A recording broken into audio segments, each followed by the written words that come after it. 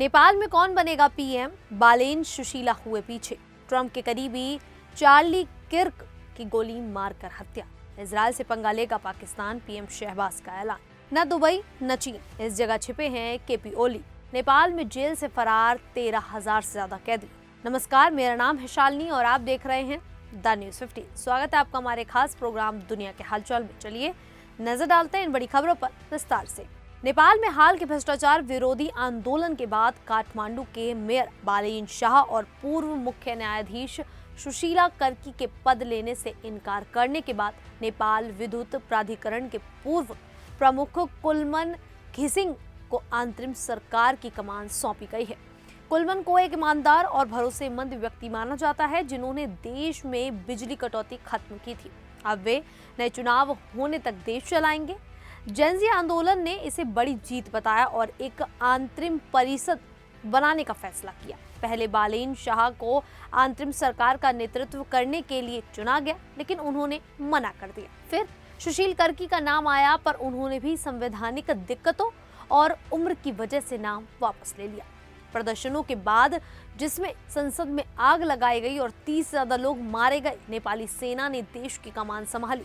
सेना प्रमुख जनरल अशोक राज सिगडेल ने जेनजी प्रतिनिधियों से मुलाकात की। जेनजी के कुछ युवा सेना मुख्यालय पहुंचे ताकि अंतरिम सरकार बनाने की बातचीत में शामिल हो सके। तो वहीं अमेरिका की यूटा वैली यूनिवर्सिटी में एक कार्यक्रम के दौरान राष्ट्रपति डोनाल्ड ट्रंप के करीबी चार्ली किर्क की गोली मारकर हत्या कर दी गई। ताज़ा जानकारी के मुताबिक चार्ली किर्क को गोली लगने की घटना वहां लगे सीसीटीवी में रिकॉर्ड हो गई। इस सीसीटीवी वीडियो में चार्ली किर्क परिसर में खड़े लोगों को संबोधित करते दिखाई दे रहे हैं। तभी अचानक उन्हें गोली लगती है और वह नीचे गिरते दिखाई दे रहे हैं। बता दें, चार्ली किर्क की हत्या में एक संदिग्ध को हिरासत में लिया गया था, लेकिन पूछताछ के बाद उसे रिहा कर दिया गया। सुरक्षा एजेंसियां आरोपी की तलाश में जुटी हुई हैं। इस घटना की पुष्टि अमेरिका के राष्ट्रपति डोनाल्ड ट्रंप ने की थी। ट्रंप ने इस खबर को शेयर करते हुए चार्ली किर्क के प्रति अपना गहरा दुख व्यक्त किया है। उन्होंने चार्ली किर्क को महान व्यक्ति बताया, जिसने अमेरिका के युवाओं को सबसे बेहतर तरीके से समझा। ट्रंप ने चार्ली किर्क के परिवार के प्रति अपनी संवेदनाएं भी व्यक्त की हैं। उनके सम्मान में ट्रंप ने अमेरिकी झंडे को झुकाने का आदेश दिया है। तो वहीं इजराइल ने हाल ही में हमास, लेबनान, सीरिया और यमन जैसे आतंकी समूहों को निशाना बनाया, जो ईरान के समर्थन में थे। ईरान के खिलाफ इजराइल और अमेरिका ने मिलकर तेहरान में हमला किया और ईरान के 3 गुप्त परमाणु ठिकानों को नष्ट कर दिया। 11 दिन के इस युद्ध में इजराइल को भी नुकसान हुआ। इसके बावजूद पाकिस्तान अब इजराइल के खिलाफ मुस्लिम देशों को एकजुट करने में जुट गया है। पाकिस्तान के प्रधानमंत्री शहबाज शरीफ ने गुरुवार को कतर की यात्रा का ऐलान किया। यह यात्रा तब हो रही है जब 2 दिन पहले इजराइल ने कतर की राजधानी दोहा पर हमला किया था, जिसमें हमास के 6 बड़े नेता मारे गए। यह हमला हमास की बैठक की खुफिया जानकारी मिलने के बाद हुआ। पाकिस्तान के विदेश मंत्रालय ने कहा कि ये दौरा कतर के साथ एकजुटता और क्षेत्रीय शांति के लिए है। शरीफ कतर के अमीर शेख तमीम से मिलकर समर्थन जताएंगे। उनके साथ उप प्रधानमंत्री इशाक डार सहित बड़ा प्रतिनिधिमंडल भी जाएगा। ये स्पष्ट नहीं है कि बातचीत में रक्षा सहयोग भी शामिल होगा या फिर नहीं।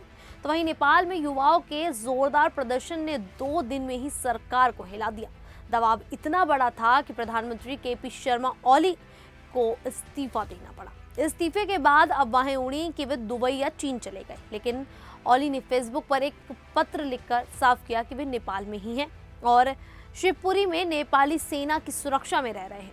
पत्र में ओली ने कहा कि वे सेना के बीच सुरक्षित हैं और बच्चों, युवाओं को याद कर रहे हैं। उन्होंने अपनी निजी तकलीफ बताई कि सत्ता की लड़ाई में वे पिता बनने से वंचित रहे। उन्होंने 1994 के अपने गृह मंत्री कार्यकाल को याद किया, जब एक भी गोली नहीं चली। ओली ने मौजूदा आंदोलन को साजिश करार दिया, जिसमें सरकारी दफ्तरों में आगजनी और कैदियों की रिहाई शामिल है। उन्होंने कहा कि ये लोकतंत्र को खत्म करने की कोशिश है। अपनी जिद की बात करते हुए ओली ने लिम्पियाधुरा को नेपाल का हिस्सा बताने और भगवान राम का जन्म नेपाल में होने का दावा याद किया।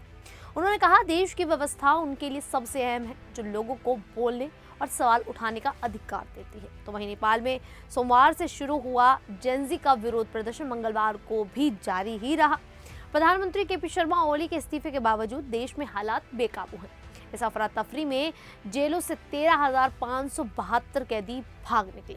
देश में करीब 30,000 कैदी जेलों में थे, लेकिन हिंसा और सरकार गिरने के बाद पुलिस ने ड्यूटी छोड़ दी। प्रदर्शनकारियों ने पुलिस थानों और सरकारी दफ्तरों में तोड़फोड़ की, जिसका फायदा कैदियों ने उठाया और जेल से फरार हो गए। कुछ ने पुलिस के हथियार भी चुराए। कई जेलें भारत की सीमा के करीब हैं, जिससे भारत में भी चिंता बढ़ गई है, क्योंकि कैदी सीमा पार कर सकते हैं। भारतीय सेना ने नेपाल सीमा पर चौकसी बढ़ा दी है। नेपाल में अब सैन्य शासन लागू हो गया है।